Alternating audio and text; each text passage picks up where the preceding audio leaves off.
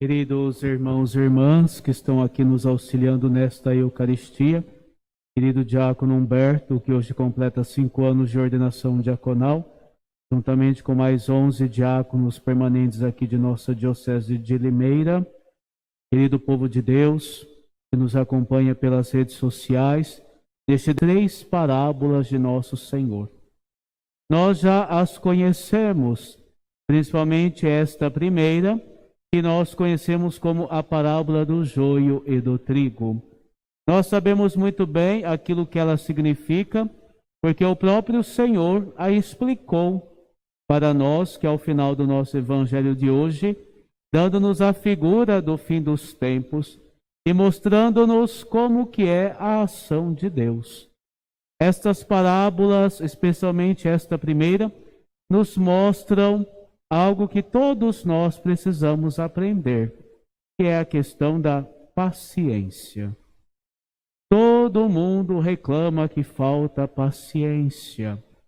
Ou quando diz que tem paciência, não tem paciência, mas simplesmente um sentido de vingança. Vamos pensar no nosso evangelho a partir destas parábolas. Por que Deus deixa o joio crescer junto com o trigo? Por que o dono faz isso?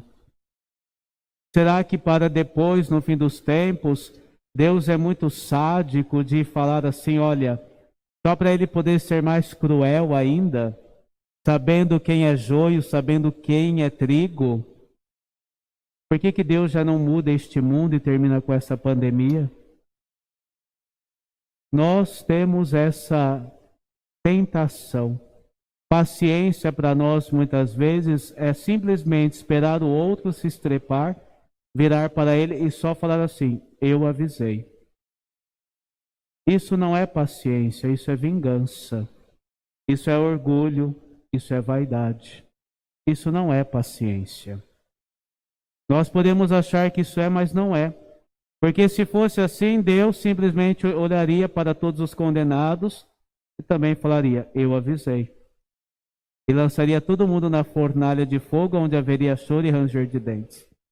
Deus seria um Deus vingativo, sádico, que não se importa com a humanidade, que não se importa com aquilo que é feito. Nós somos assim, Deus não. Nós temos que aprender esta paciência de Deus. Temos que ser pacientes, queridos irmãos e irmãs, porque o mistério do mal é um mistério que está permanente na nossa vida. É inconcebível falar, padre, meu coração é só terra boa que só tem trigo. Mentira. É inconcebível achar que no nosso coração só existe trigo. O trigo foi semeado, a boa semente, no dia do nosso batismo. No dia do nosso batismo, quando ainda não pertencíamos a Deus, mas a partir do nosso batismo, nós nos tornamos um campo aberto onde Deus semeou a boa semente. Pelo batismo, nós fomos inseridos na vida de Cristo. Deus nos deu a sua vida. Semeou a boa semente. Mas durante a noite vem o inimigo e semeia o joio. Na nossa vida cristã, à medida que vamos crescendo, queridos irmãos e irmãs, simplesmente nos fechamos à graça, deixamos de vigiar, dormimos. Nos instantes em que a gente deixa de vigiar, deixa de voltar-se para Deus, o diabo, e como diz a carta de São Pedro, é um leão que está rondando, semeia o joio, a maldade no nosso coração. E assim nós vamos crescendo, dando espaço. Dentro de nós existe o bem e o mal. Existem as duas coisas. Será que no fim dos tempos seremos considerados trigo ou joio por Deus? Deus usa da sua paciência porque Ele quer simplesmente nos salvar. Não quer olhar para nós de uma maneira sádica e falar assim, eu avisei. Mas Ele quer nos amar, quer nos salvar. A primeira leitura de hoje falava disso, do livro da sabedoria. Deus se inclina, Deus olha, Deus vem até nós E até a segunda leitura fala que é o Espírito quem vem em socorro da nossa fraqueza. Deus veio no meio de nós.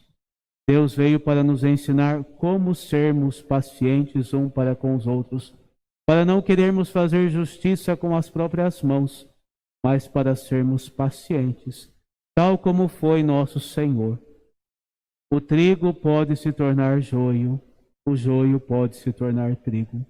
Pensemos em Jesus quando ele chamou seus 12 apóstolos. Nosso Senhor é Deus, conhece tudo, é onisciente, onipresente, tem conhecimento de todos os fatos futuros. Ele escolheu 12 homens que eram trigo, que tinham seu coração aberto para a novidade de Jesus. Jesus usou para deles com paciência. Muitas vezes eles se tornaram joio. O Evangelho de João fala claramente que o diabo tinha posto no coração de Judas o propósito de entregar Jesus. Se Jesus sabia disso, por que ele simplesmente deixou Judas de lado? Para que eu vou chamar alguém que vai me trair? Mas Jesus não agiu assim. Jesus, que é Deus, quis alcançar Judas. Mas aqui entra esse mistério. Até Pedro, uma vez, foi joio. Ele não negou Jesus? Não abandonou o Senhor quando ele mais precisava? Todos os outros apóstolos fizeram isso também. Percebam que aqui nós temos atitudes que começaram no bom seguimento de Cristo Jesus, mas na hora do aperto abandonaram o Senhor. Os apóstolos foram assim. Não sejamos orgulhosos de achar que já estamos prontos e que podemos nós decidir as coisas. Mas aqui que está, Judas radicou-se no mal. Não houve um arrependimento, mas não se abriu a misericórdia. Já os outros apóstolos, sim, Pedro chorou amargamente. E Jesus depois confirmou o seu ministério.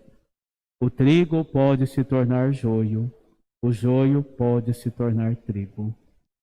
A paciência de Deus, a paciência de nosso Senhor é exemplar. E assim deve ser também a nossa conduta, a nossa vida no mundo. Se nós, cristãos, fôssemos mais pacientes, o mundo também seria mais paciente. E aqui paciente eu não quero dizer pacífico, inerte, aquele que não faz nada. Mas a gente vive este mundo polarizado, essa sociedade polarizada, justamente porque falta esta paciência. Porque as pessoas querem fazer justiça com as próprias mãos. Querem extirpar o mal de uma vez por todas, mas isso é impossível. Bem e mal sempre irão coexistir. Até quando, Padre? Até o fim dos tempos. Até o fim dos tempos isso vai coexistir. Há um santo, e agora eu não me recordo qual, que diz que os maus existem para duas coisas. Para que Deus possa mostrar-lhes este caminho e eles possam se converter, e para que os bons possam exercer a sua paciência e a sua caridade. Para duas coisas. Percebamos que é um equilíbrio que nós devemos viver. Claro que o bem sempre triunfará no final.